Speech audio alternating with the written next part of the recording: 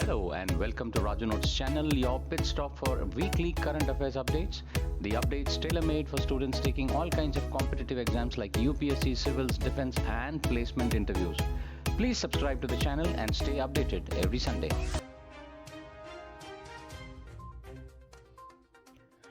In line with its self-reliance mission, ISRO has developed an alternative for the imported Colombian material used for the nozzle divergent in the fourth stage of PSLV launch vehicle. It has indigenously developed the nozzle divergent made of stellite. This alternate material is a cobalt-based alloy with additions of chromium, nickel, tungsten, and iron. The test conducted on Stellite made nozzle divergent has proved that it can retain strength at higher temperatures up to 1150 degrees Celsius. ISRO had already conducted three tests earlier, and a final test was done on April 8th, where it proved successful after a hot test lasting for a duration of 665 seconds. The test was conducted at ISRO Propulsion Complex in Mahendragiri in Tamil Nadu. The use of Stellite nozzle divergent in PSLV will save ISRO 90% of the cost incurred on the imported Colombian. The 12-member committee investigating alleged irregularities in the construction of Nepal's Pokhara International Airport, led by Rashtriya Prajatantra Party chair Rajendra Lingden, has unearthed irregularities and corruption in construction, as well as the exemption of taxes to the Chinese construction companies. The subcommittee formed by the House of Representatives Public Accounts Committee stated in its report released on Thursday that a large sum of money, approximately Nepali rupees of 14 billion, was embezzled in the development of physical infrastructure, equipment, runways, and vicinity constructions of a PIA project. The PIA was to build for rupees 22 billion with a loan from the Export Import Bank of China and was finally completed at a cost of approximately 25 billion Nepali rupees on December 29, 2022. Although the facility was officially launched in January 2023, the airport has not witnessed any regular international flights except a few chartered ones. The airport is a part of China's Belt and Road Initiative is expected to face repayment challenges.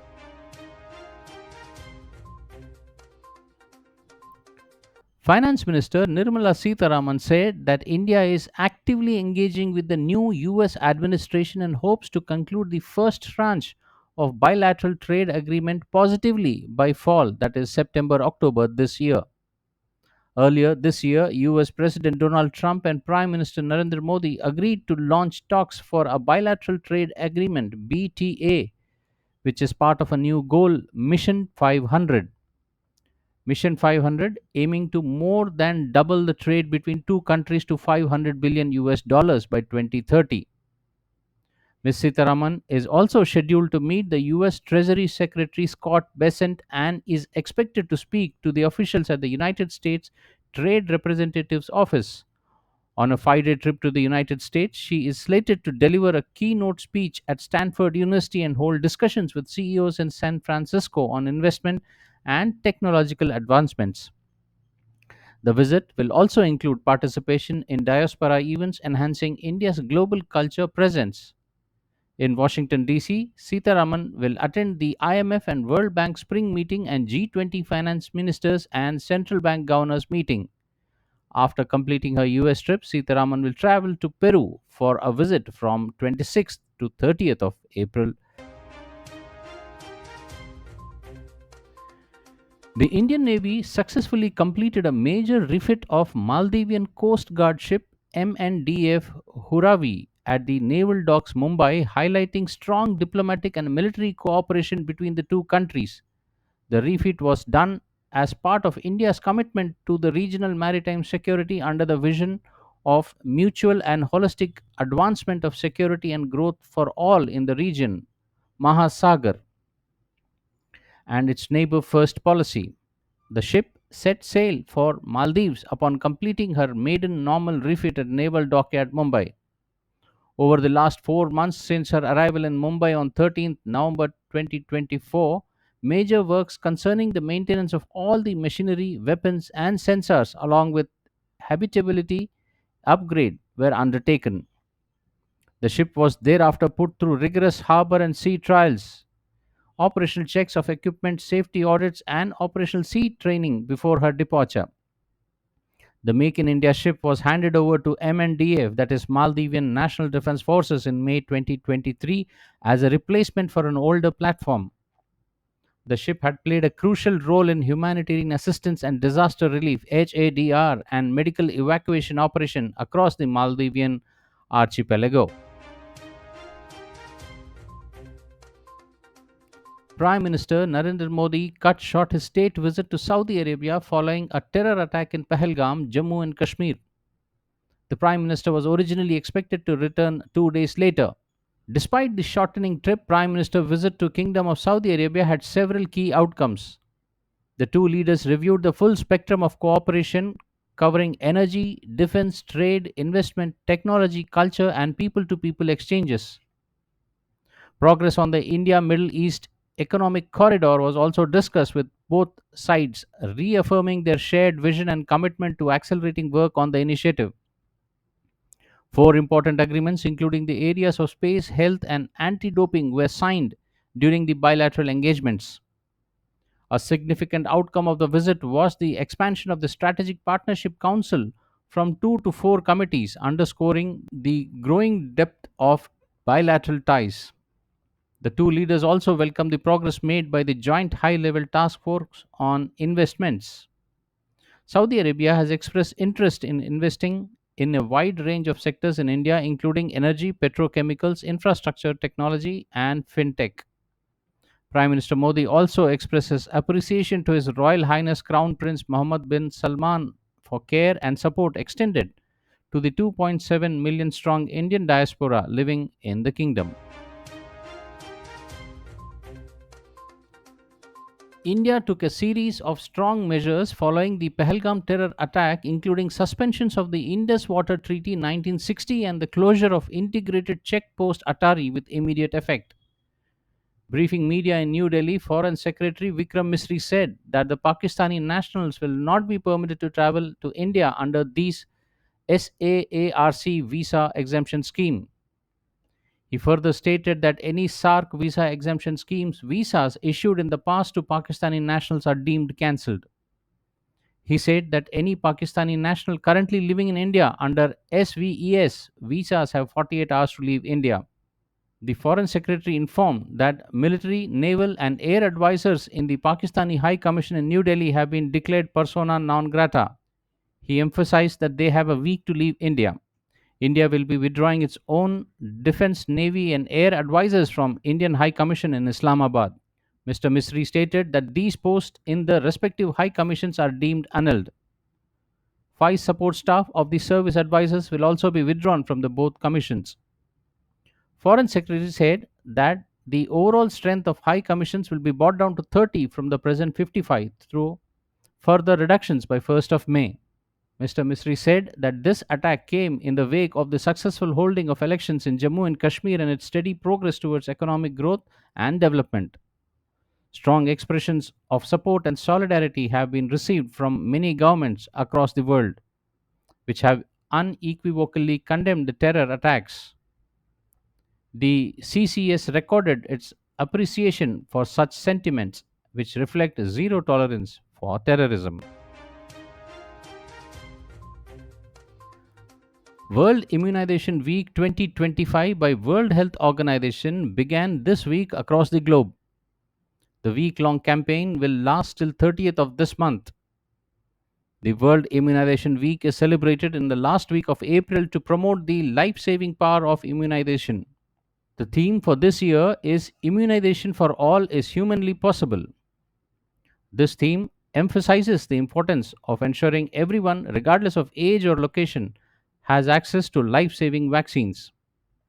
The WHO claims that over the last 50 years, essential vaccines have saved at least 15 crore 40 lakh lives.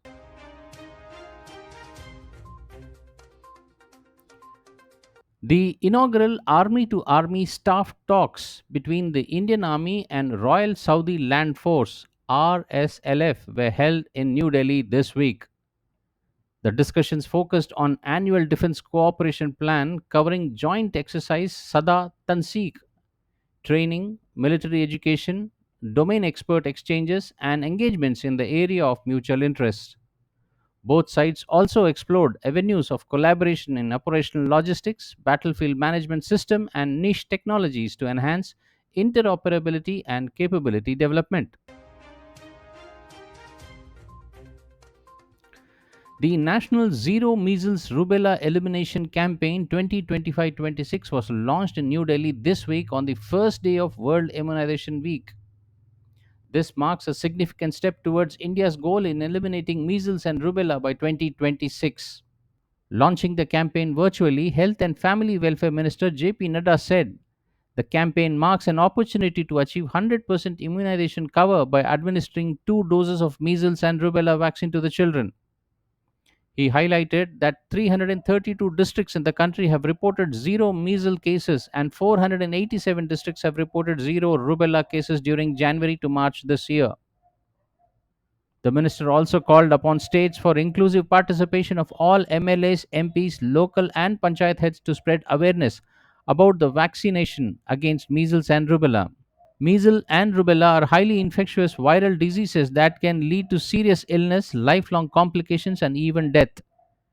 Due to their high infectious rate, India has set a goal to eliminate these diseases by 2026. Under the Universal Immunization Program, 2 doses of measles rubella vaccine are provided free of cost to all eligible children at age of 9 to 12 months and 16 to 24 months of age. Last year, India has recorded a remarkable decline of 73% in measles cases and a 17% of reduction in rubella cases in comparison with 2023. Defense Research and Development Organization DRDO this week achieved a significant milestone in scramjet engine development by conducting active cooled scramjet subscale combustor ground test for over 1000 seconds.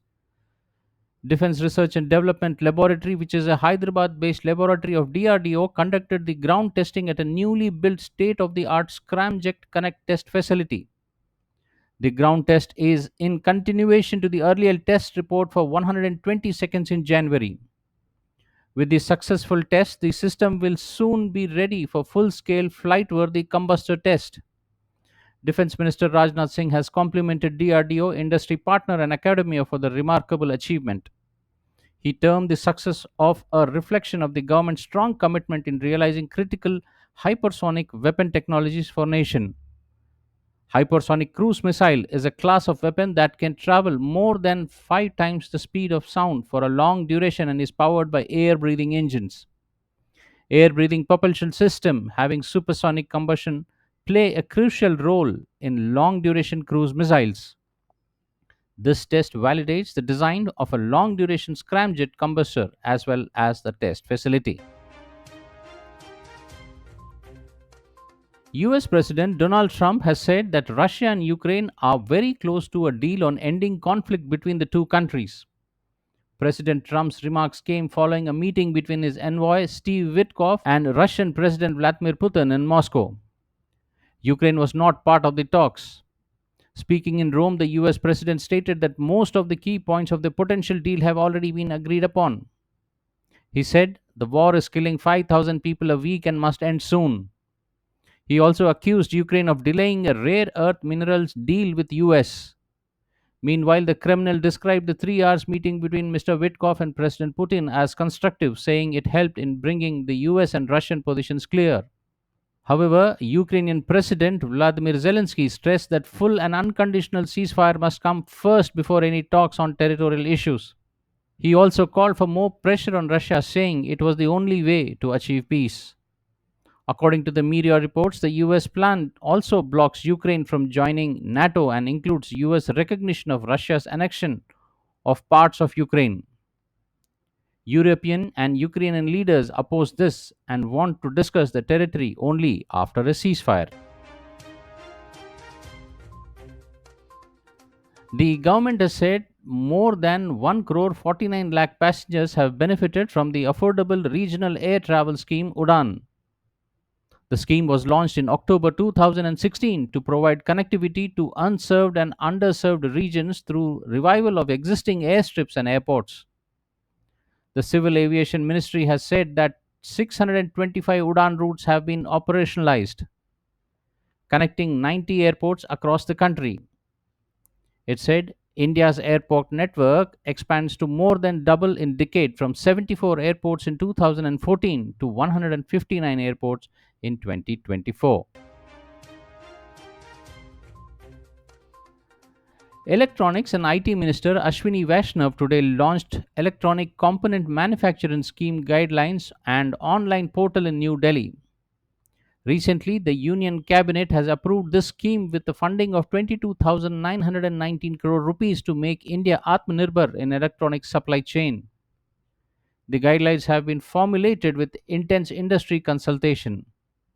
The scheme will open to receive applications from 1st of May through online portal.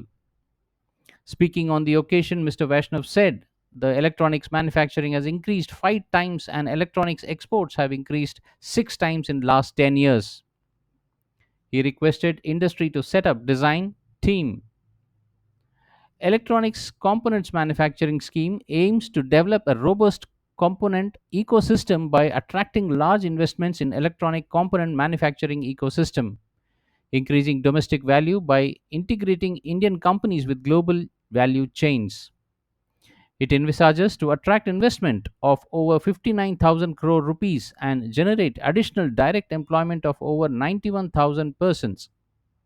The applicants under the scheme will be given incentives based on the number of direct jobs created, capital expenditure done by the companies, and turnover of the companies. Well, that's all, friends, for this week's updates. See you soon next Sunday on the same channel. Till then, take care. Bye bye.